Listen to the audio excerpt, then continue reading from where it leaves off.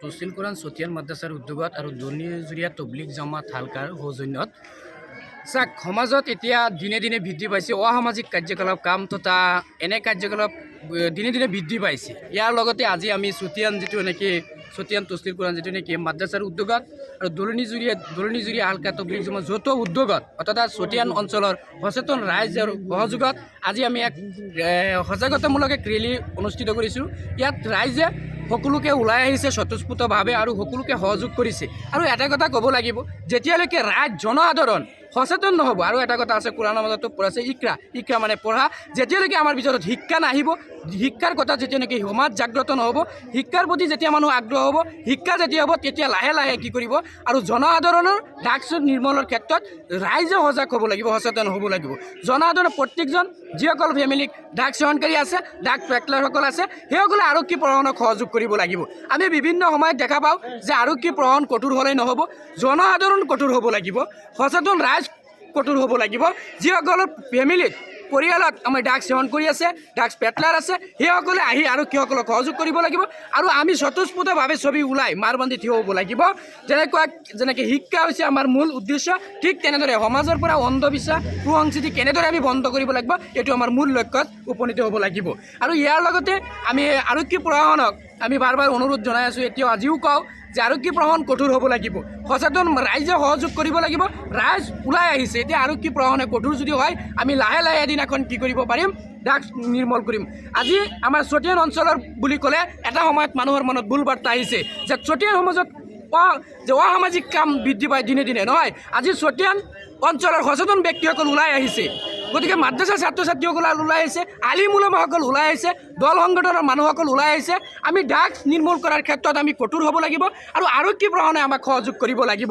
আৰু প্ৰতিজন মানুহে, প্ৰতিজন নাগৰিকৰ, প্ৰতিজন পুৰুষ মহিলা উভয়ে এই ক্ষেত্ৰত আমাৰ কি কৰিব লাগিব, আমি ঐক্যবদ্ধভাৱে আমাৰ এই সংগ্ৰাম অব্যাহত ৰাখিব লাগিব। তেতিয়াহ'লে আমাৰ জাতি বাচিব, তেতিয়াহ'লে আমাৰ যুৱক যুৱতীসকলক, ফুল কুমলীয়া যুৱক যুৱতীসকলক আজি ড্ৰাগছৰ কবলত পৰি মৃত্যুমুখত যাবলগীয়া অৱস্থা হৈছে। গতিকে ইয়াৰ কাৰণে দায়ী আৰক্ষী প্ৰশাসন নহয়, ইয়াৰ কাৰণে দায়ী আমাৰ সচেতন ব্যক্তিসকল ওলাই আহিব লাগিব। তেতিয়াহ'লে আমাৰ এই ড্ৰাগছ সমাজৰ পৰা লাহে লাহে নিৰ্মল হ'ব।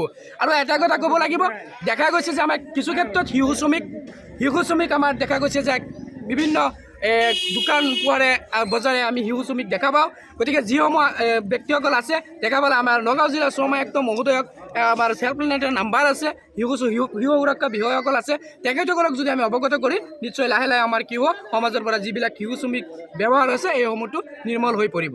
গতিকে আজি আমি এইখিনি ক'লোঁ। ইয়াত যি মাদ্ৰাছাৰ মুছাবাকাৰ উপলক্ষে আমাৰ যি ৰেলী আৰম্ভ কৰিছিলে, সেই ৰেলীৰ উদ্দেশ্য হ'ল যে মানুহ কেনেকৈ আমি সমাজটো ভালকৈ গঠন কৰিব পাৰোঁ, যিমান দুৰ্নীতি কাজ আছে সকলো দুৰ্নীতি কাজ যাতে বন্ধ হয়, সেইকাৰণে আমি ইয়াত চেষ্টা কৰি আছোঁ, যাতে আমাৰ সকলো সমাজত যাতে সকলো ধৰণৰ বেয়া কামবিলাক যাতে বন্ধ হয়। আগতে আমাৰ এই মাদ্ৰাছাৰ পৰিচালনা কমিটিৰ হাফিজ আনছাৰ চাহাবে কৈছে যে আমি চৰকাৰক আৰু প্ৰশাসনত এইটো নিম্ৰভাৱে আমি আহ্বান কৰি আছোঁ যে তেখেতে যাতে আমাৰ এই কাৰ্যকলাপৰ ওপৰত গুৰুত্ব দিয়ে আৰু আমাৰ এই সমাজত যিমান বেয়া কাম চলি আছে সকলো বেয়া কামক যাতে তেখেতে চাইখিনি তেখেতে কি কৰে, বন্ধ কৰিবৰ কাৰণে চেষ্টা কৰে। তেখেতে যদি চেষ্টা কৰে তেনেহ'লে আমাৰ এই কামটো আগবাঢ়ি যাব, আমাৰ এই সজাগতা ৰেলীবিলাক আগবাঢ়ি যাব, আমাৰ এই কামটো সফলতা হ'ম আমি।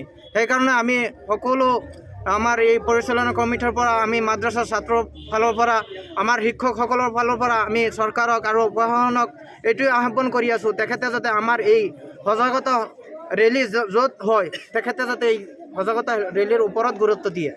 নীতি আদৰ্শ ইছলামৰ সৰ্বপ্ৰথম কাম, যেনেকৈ আমি সকলোৱে জানো, কুনতুম খাইৰা উম্মাতিন উখৰিজাত লিন্নাছ তা'মুৰুনা বিল মা'ৰুফি ওয়া তানহাউনা আনিল মুনকাৰ। সৎ কাজৰ আদেশ আৰু অসৎ কাজৰ পৰা আমাৰ ব্যক্তিসকলক নিষেধ কৰা, অকল মুছলমান বুলিয়ে নহয় সকলো সম্প্ৰদায়ৰ ব্যক্তিসকলক আমি সমাজ বিৰোধী কাৰ্যৰ পৰা বিৰত থাকিবলৈ সকলোকে আমি আহ্বান জনাওঁ। বিশেষকৈ আজি আমাৰ তহফিজুল কোৰাণ চতিয়ান মাদ্ৰাছা তথা দলনিজুৰীয়া তবলিগী হালকাৰ সহযোগত যিটো মুছাবাকাতুল কোৰাণ পাঠ প্ৰতিযোগিতাৰ অনুষ্ঠান আৰম্ভ হ'ব, ইয়াৰ শুভাৰম্ভণিৰে আমি এইটো কাৰ্যসূচী হাতত লৈছোঁ, যিটো সজাগতা ৰেলী সমাজ বিৰোধী কাৰ্যকলাপৰ বিৰুদ্ধে। ইয়াত আমি যিসকল ব্যক্তি অংশগ্ৰহণ কৰিছে, বিশেষকৈ আমাৰ সমাজৰ সকলো পৰ্যায়ৰ ব্যক্তিসকলে মাদ্ৰাছাৰ কমিটিৰ পৰা আৰম্ভ কৰি আমাৰ অভ্যৰ্থনা সমিতিৰ পৰা আদি কৰি মাদ্ৰাছাৰ ছাত্ৰ, বিভিন্ন মাদ্ৰাছাৰ পৰা অহা শিক্ষকবৃন্দ, ছাত্ৰ ছাত্ৰী তথা সমাজৰ গণ্যমান্য ব্যক্তিসকলে আমাৰ ইয়াত অংশগ্ৰহণ কৰিছে। সেইকাৰণে আমি সকলোকে ধন্যবাদ জ্ঞাপন কৰিছোঁ। আমি সকলোৱে যাতে প্ৰতিটো সমাজত তেনেকৈ সমাজ বিৰোধী কাৰ্যৰ বিৰুদ্ধে মাৰবান্ধি থিয় হওঁ আৰু সমাজ বিৰোধী কাৰ্যৰ পৰা যাতে সকলোকে বিৰত ৰাখিব পাৰোঁ, তাৰ বাবে সকলোৱে যাতে আপ্ৰাণ চেষ্টা চলাওঁ। অসামাজিক কাৰ্যকলাপৰ ড্ৰাগছৰ বিৰুদ্ধে প্ৰশাসন তথা চৰকাৰ কি আহ্বান জনাব? আমি চৰকাৰ তথা প্ৰশাসনক এইটোৱে আহ্বান জনাম, যিকোনো পন্থা অৱলম্বন কৰি হ'লেও তেওঁলোকে অসামাজিক কাৰ্যকলাপৰ পৰা ব্যক্তিসকলক নিৰাপদ ৰাখিব লাগে। যেনেকৈ ড্ৰাগছ, মদ, জুৱা, বাং, চুৰি আৰু যিটো বিশেষকৈ দেখা যায় বিভিন্ন ঠাইত যিটো ড্ৰাগছৰ ব্যৱসায় চলি আছে, সেইটো আমাৰ চৰকাৰক তথা প্ৰশাসনক মই কৰজোৰে আহ্বান জনাইছোঁ, তেওঁলোকে যাতে একদম নিৰ্মূল কৰিবলৈ এটা চেষ্টা হাতত লয়। এইটোৰ কাৰণে আমি আজিৰ এই প্ৰগ্ৰামৰ সকলো ব্যক্তিসকলে চৰকাৰক বিনম্ৰভাৱে অনুৰোধ জনাইছোঁ।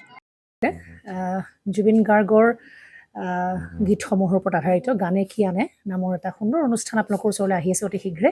অহা 15 আগষ্টৰ পৰা ধেমাজিৰ পৰা প্ৰথম অডিশ্যন আৰম্ভ হ'ব আৰু সেই অডিশ্যনৰ যোগেদি বিভিন্ন কণ্ঠশিল্পীসকলে যিসকলে এই অনুষ্ঠানত যোগদান কৰিব বিচাৰে, তেওঁলোকে এই অডিশ্যনৰ যোগেদি আগবাঢ়ি আহক আৰু জুবিন গাৰ্গৰ বহুত ভাল লগা গান আমি সদায় শুনি আহোঁ। আৰু আপোনালোকৰ যদি ভাল লগা গান থাকে, জুবিন গাৰ্গৰ আপোনালোকে গাই ভাল পায়, তেন্তে অডিশ্যনত যোগদান কৰক। মোৰ ফালৰ পৰা আন্তৰিক শুভকামনা থাকিল এই সম্পূৰ্ণ অনুষ্ঠানটোলৈ। ধন্যবাদ।